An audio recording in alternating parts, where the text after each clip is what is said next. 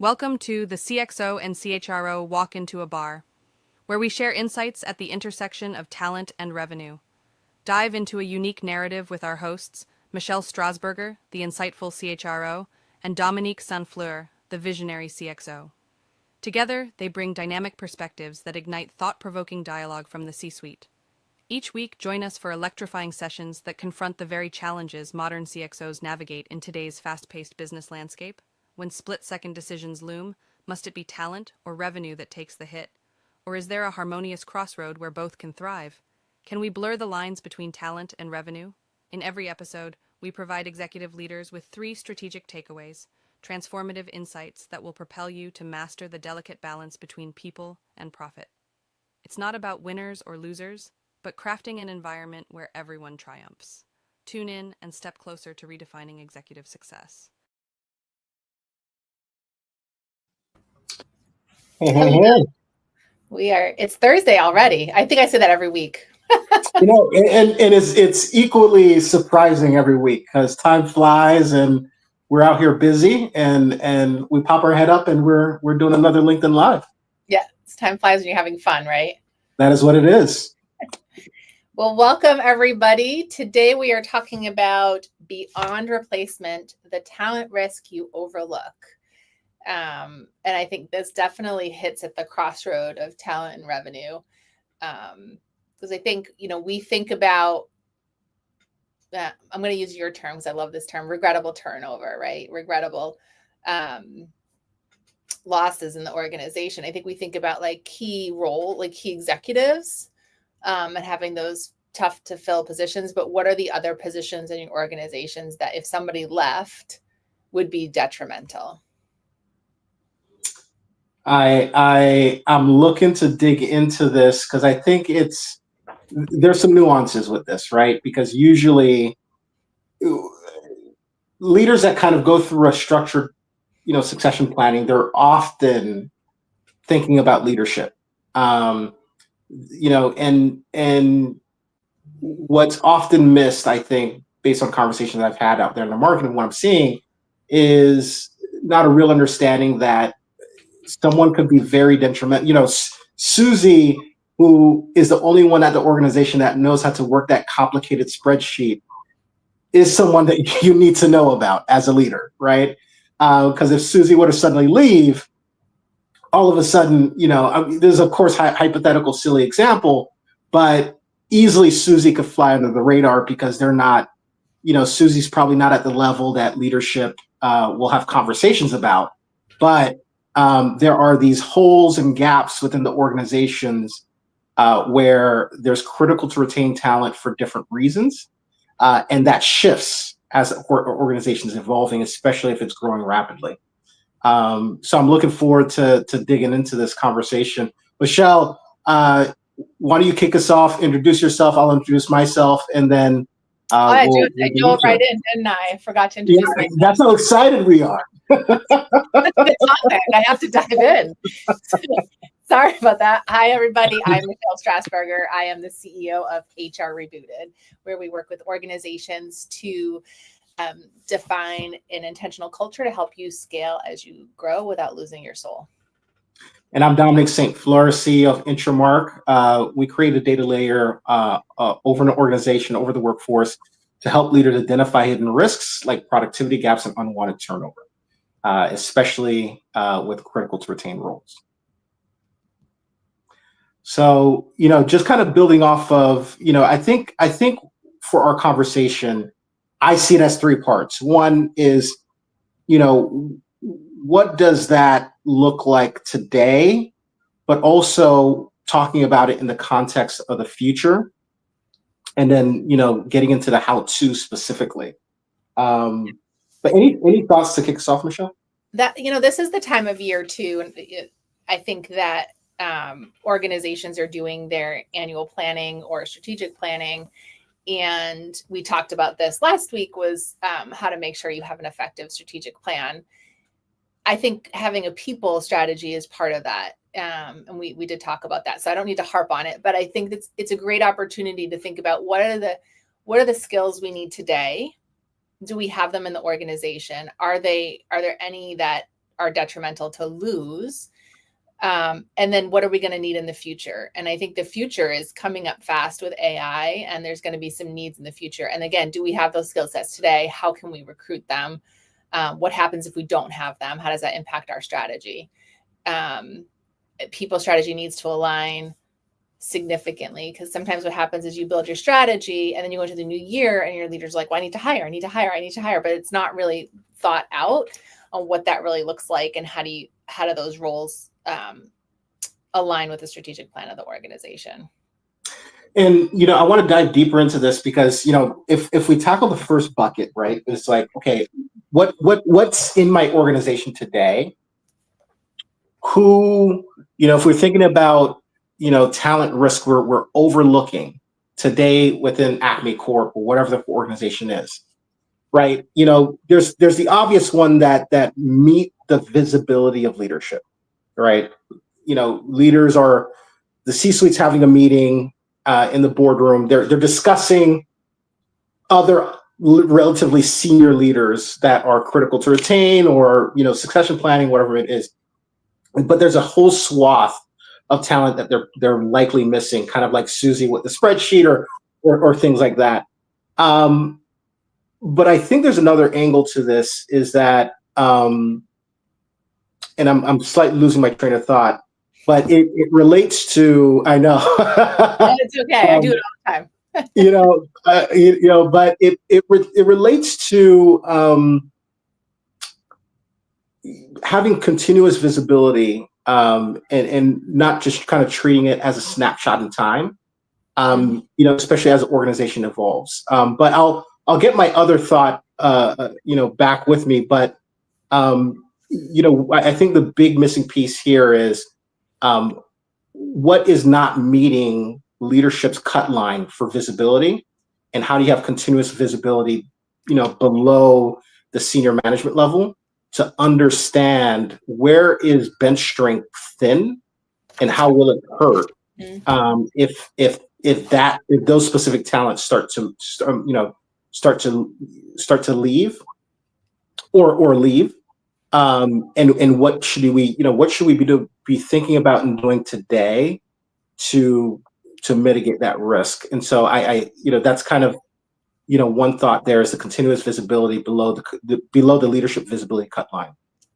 I think that's huge, right? And I think if you're going to be intentional about this and really mitigate the risk, I think it needs to be talked about often, and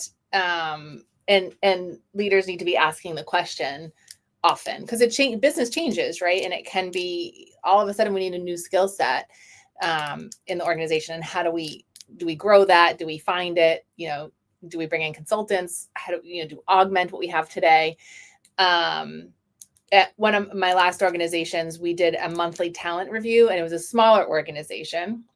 And I think in smaller organizations, you have a lot more visibility into the talent because you tend to know more people. And so what we did, every department head would come into a room with the rest of the executive team, and they would go through their team. Who are my top performers?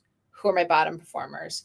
Who's my key talent that I can't lose? And what am I doing about it? Right? Because it might be, you've got this key role and they might not leave for 3 years, but are you preparing somebody, like creating that bench strength, so that if they do leave or they get promoted or move on, you're able to mitigate that risk.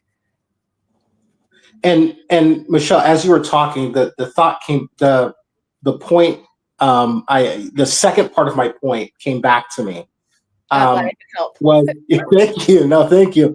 It's not only about the visibility, because I think that's to your point, huge, right?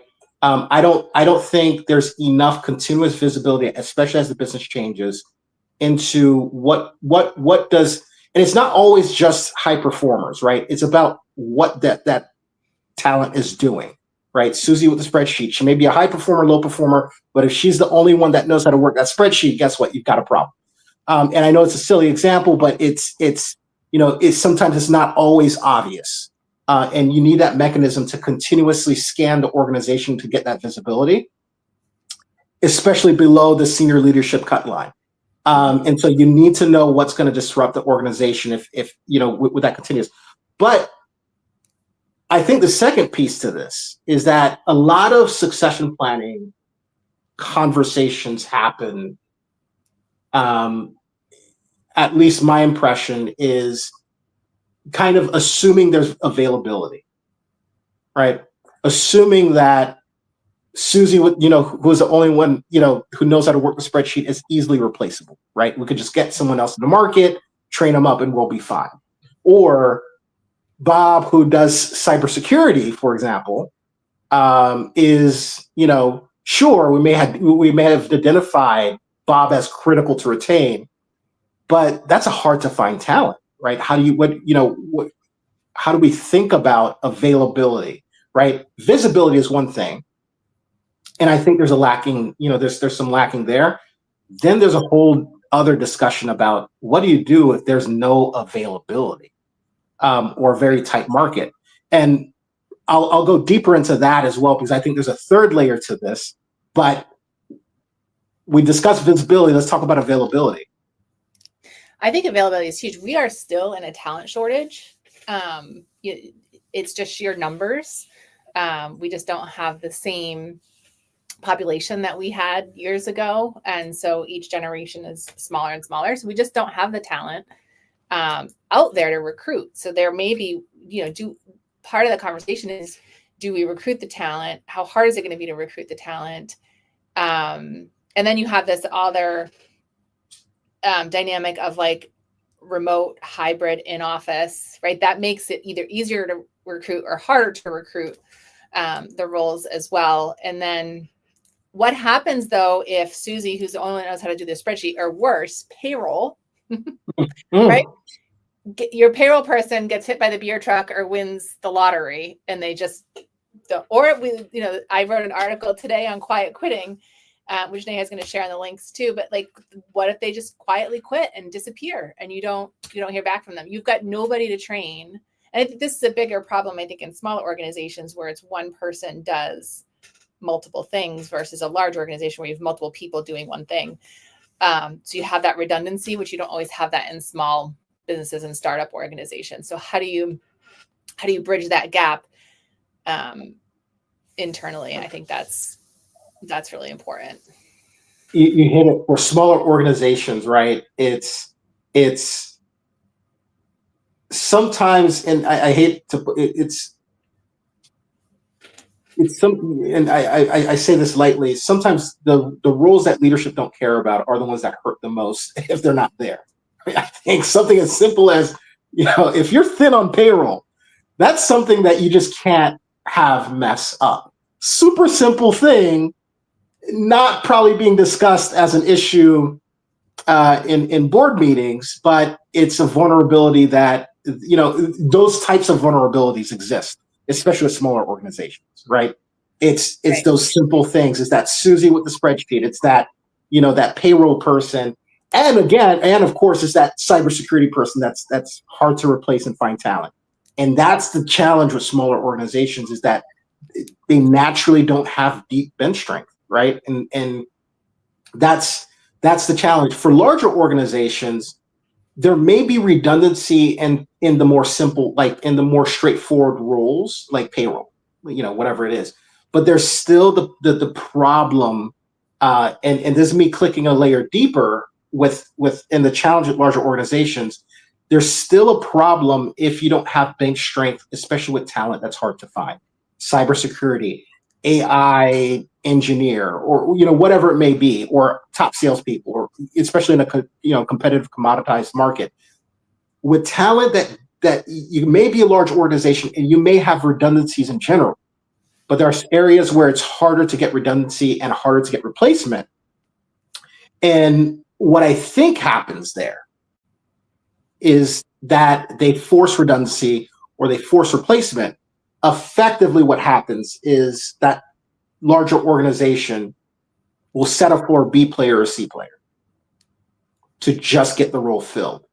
And then that starts to seep into the organization slowly. And so that kind of behavior, because you're not able to get, because there's not that deep bench strength to begin with, the compromise now then becomes B and C players, which is just another problem you try and find a solution, but it's just another problem that organizations might find themselves in. Is okay, it's hard to find talent. We're going to force it. By forcing it, what we end up is B and C players who stay there for the long term, and eventually you have a more expensive issue long term. But just wanted to get that one out.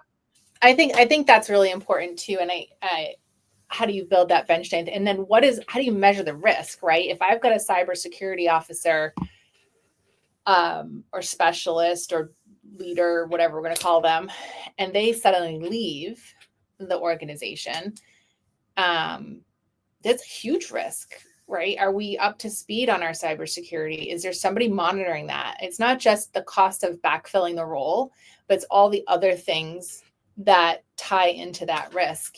Are you more susceptible to scams? And with the advent of AI, I love AI and there's a lot of great things about it. But there's also more opportunity for fraud and scams in organizations. And so that I think is going to be a key role. And how does AI, there's a lot of people talking about how AI is going to eliminate jobs. I think it's going to create some new jobs. And this is going to be the area, right? AI, cybersecurity, AI governance, and I think HR is going to be responsible for a lot of the AI policy and stuff like that. But I think the organization needs to think about that and how do we get ahead of it, because AI is changing faster than any other technology we've seen. And if you need to recruit or train or upskill people, you should be doing it now and thinking about it, because I think the risk of not having it is not just your typical, time to fill and, cost of productivity for not filling that role. But it can be graver than that. And Michelle, what you're hitting on is what bench strength do we need in the future, right? It's roles that don't exist today, but we're going to need it in the future, and how we start building and looking at bench strength for that in the future, right? Things around AI is one of them. Things around cybersecurity, for organizations that are still ramping up on those kind of areas, especially more traditional organizations. It's about the future. What does the future bench strength look like? And again, it's start thinking strategically about, of course, what those roles are. But again, it really, really comes down to availability. It's like, what do you do, especially since you're not the only, clearly that there's not just one organization thinking about the future, thinking about AI, thinking about cybersecurity. It's an area that everybody's thinking about, but there's just not enough talent out there. And so how do organizations need to start thinking about how do they create a strategy to attract the best talent they can in those areas, and especially when it's super competitive. And I think a lot of that starts with groundwork, to your point, that needs to happen now, right? Do I have the right culture? Do I have the right, things in place today to invite or attract top talent in areas where we're going to need to plug risk? Because to your point, that cybersecurity person, let's say organizations, let's say bigger organizations who have some of those functions going already, that cybersecurity person, leaving, you may have some redundancy, but if there's a pattern for why people are leaving, and that's hitting that department as well, right? Again, not the right culture, so on and so forth. Now, what started off as good bench strength quickly develops into very thin bench strength, especially in an area where it creates risk for the organization. Yeah, so I think we're hitting on a couple things here. Yeah, I think the other thing is, I'm sure the CFO is listening to this. They're going, okay, Michelle and Dom, I get you, but I have a small organization. I'm already trying to manage a tight budget. We have so much uncertainty today in the world, with all the political climate, trade stuff, the talent war. How am I going to build redundancy, right? I'm not a Fortune 500. I don't have extra people anywhere that I can build that redundancy. And it sounds very expensive, right? I can't just hire somebody to fill a role for a potential future hole in the organization. So I think you can get creative. One, I think people leave managers because of the culture they're creating. So paying close attention to what is the culture you're creating, and is it the right culture to retain people? And is it the culture that you really want it to be in an organization that people can be excited to come to for recruitment? I think the other piece is there's a lot of opportunity in the organization for cross training. I know people are usually thin, but there may be things they're excited about that they can take on pieces of to learn in the event that somebody does leave. And then you're starting to build a succession plan. So you don't have to necessarily hire talent, but maybe do some cross training within the current organization to give somebody a new and exciting challenge in an area they're excited about without having to hire somebody new to shadow them. And I think third, one of the things I like to employ is informational interviews, and that gives you a good sense on the market. So if you know you're going to need a cybersecurity officer in the next year or two, start talking to them now. You don't have to wait for a job posting. A conversation is free. Maybe it costs a cup of coffee or 2 cups of coffee. But having that conversation and getting a sense of what's out there in the market, what does the compensation look like? Talk to technical recruiters. What are they seeing? Where do we find this talent? And, meeting with people ahead of time, they might not be a fit for the role, but they've got the skill set and they might know people. And so they can talk to people and say, hey, I just talked to Dominique at Acme Corp. They're having conversations around hiring a cybersecurity position. It's not the right fit for me at this time, but I have a buddy that, would be great for it. And so you don't have to wait for a formal job posting to start talking to people and building that bench strength, so that when you're ready to go, you've got the candidates and you're like, here's 5 or 6 people that we've already talked to that are excited about it and willing to come over. I think a job posting is the least creative thing a leader could be doing in an environment like this, right? And Michelle, you hit it on the head, right? It's how do you start thinking outside the box for the type of people that you want, right? Mm-hmm. Like for the type of people that you want, you got to start thinking different. You got to do things that other organizations are not doing.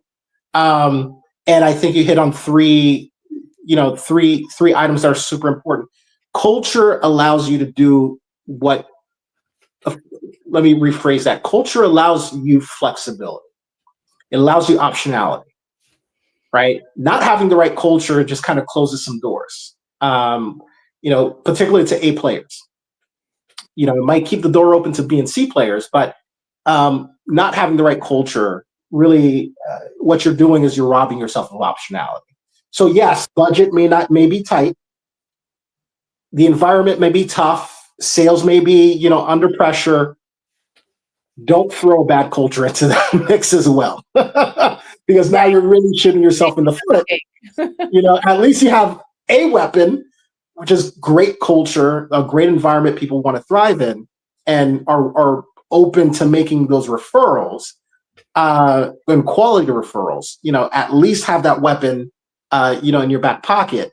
But having an environment where nobody wants to be is yet something else that you don't want to throw into the mix, right? And so focusing and first starting off with, do you have an environment that people want to be in?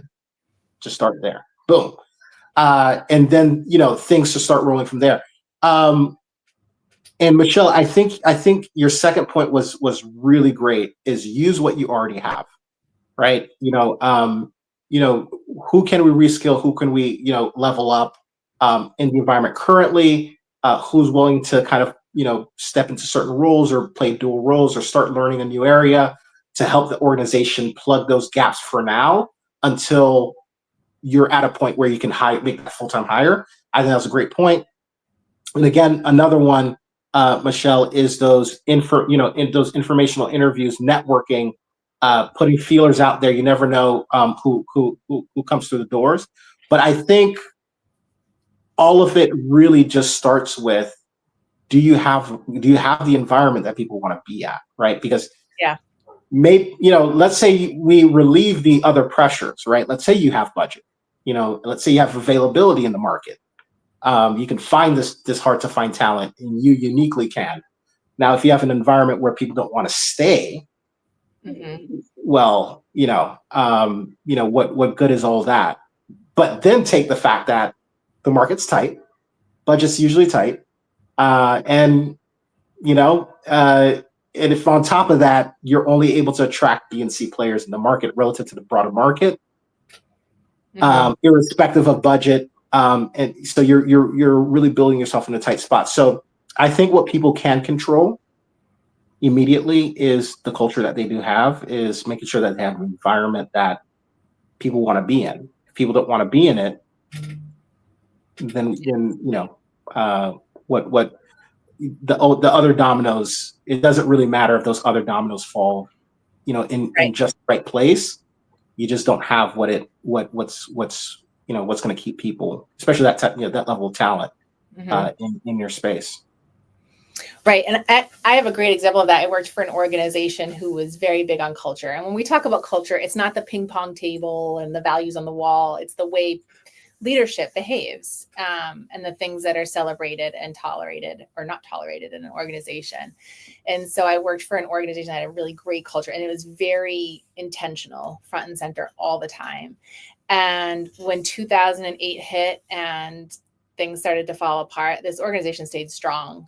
They had a good product, which helped, but their employees were willing to do whatever it took because they believed in the company. They believed in the culture of the company, and they had leaders that they felt supported them. So they were going to give that support back. And we paid bonuses that year. It was like we were achieving or overachieving our milestones. And I know it's mainly due to culture. Yep. And it's the difference maker, right? If you create an environment where people are willing to go back for you when things get tough, that's, or if they're abandoning ship the minute, the minute the relationship, right? Do you want to create an environment that's purely transactional, or do you want to create an, environment where, there's relationship, right? Some level of relationship, right? Looking at it externally.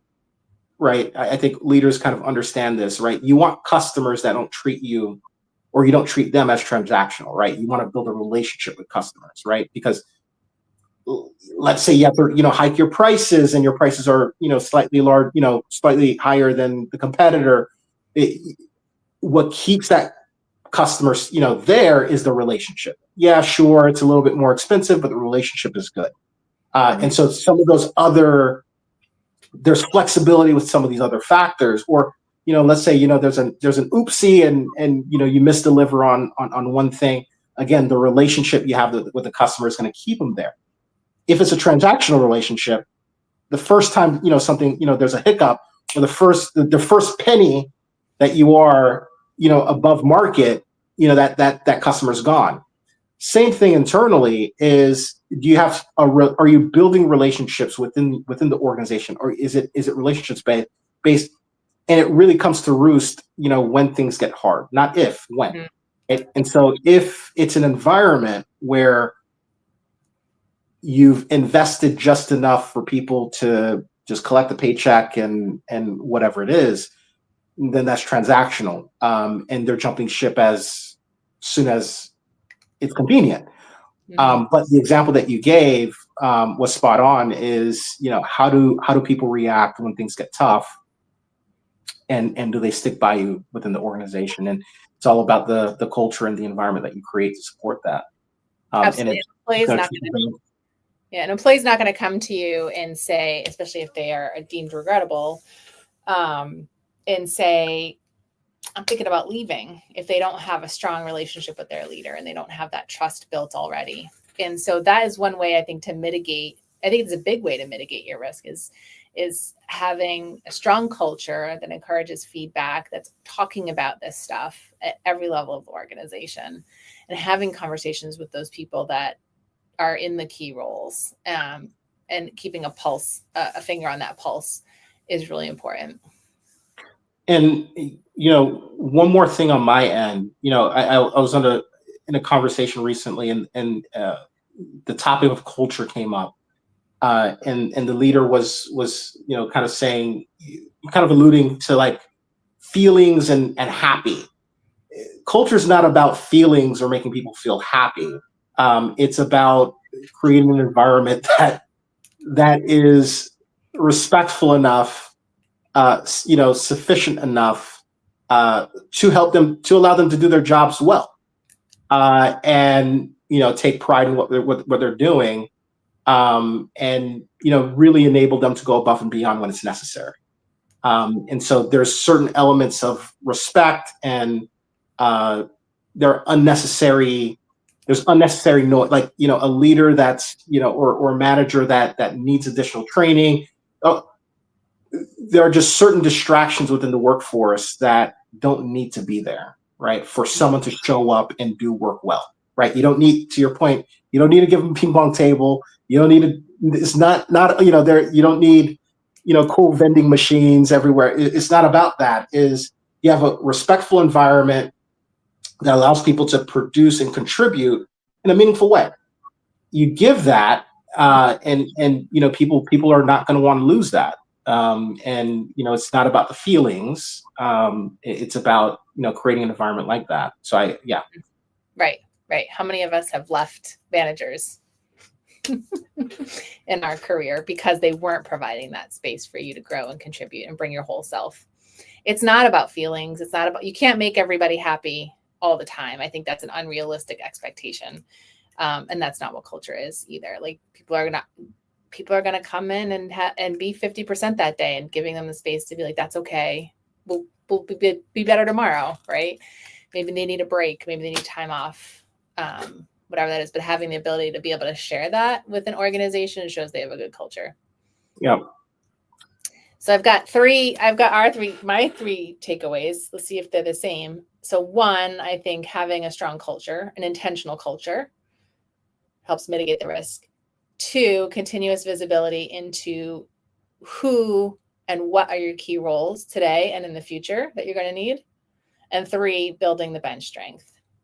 Did we align? Or do you have another one? We align. Continue visibility and then build bench strength. And we touched on the hows, which I think were super important, right? And or the whys, right? Culture is important because it gives you flexibility and optionality, right? Mm-hmm. You can have all the resources, you want to hire who you want, but if you can't keep them, what good is that? But the reality is most organizations are resource tight.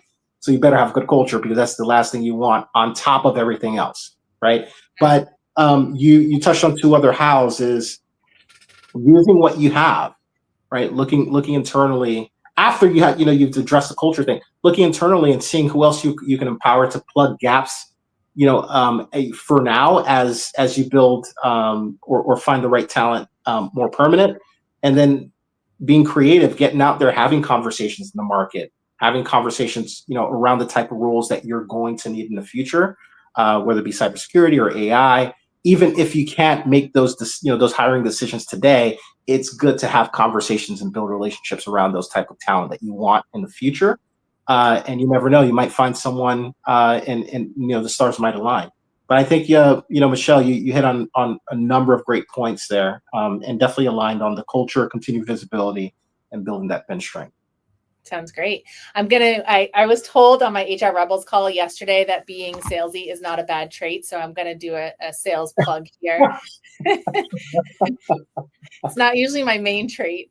But this is, I think, a great opportunity if you're struggling in these areas to bring in Vibe and HR Rebooted, Intermarket and HR Rebooted, because these are the areas that we lean into and help organizations overcome these challenges. So Vibe is a great tool to help you identify the risks and know where they are. Because as you get bigger and bigger, sometimes that steps away from you.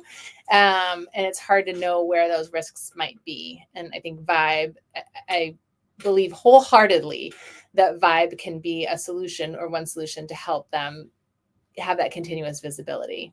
And then at HR Rebooted, we help organizations really build reinforceable systems to build the intentional culture you want. Michelle, thank you. I think we should lean in more into the salesy part, because I think the end goal is, our desire is to be helpful. Mm-hmm. And people need to know that we can be and how we can be. So I appreciate you, giving that plug for us. And we're here to help, and we're eager to be helpful. And I think these are areas, we talk about the areas where we know we can make an impact for organizations. So appreciate that. Absolutely. Absolutely. I believe in it wholeheartedly. So it is a great tool to really identify those risks. So on that note, we are on again for next week. Neha has shared some things in the chat, and we will share our Google form if you want to get in touch with us and schedule time, and the past LinkedIn Lives if you've missed any, or this is your first one and you were excited about learning more. So cheers until next week. You got it. Thank you so much, Michelle. Neha, thank you in the background. Thank you, Neha. You've just experienced another episode of The CXO and CHRO Walk into a Bar, where we share insights at the intersection of talent and revenue. Thank you for joining us. Please join us next week at noon Eastern for more strategic content to help you scale your business. You can follow us on LinkedIn and on YouTube for additional content or episodes you may have missed. The links will be in the comments section. If you'd like more information or to schedule time with Michelle or Dominique, follow the link in the comments section to book time on their calendar. Until next week, cheers.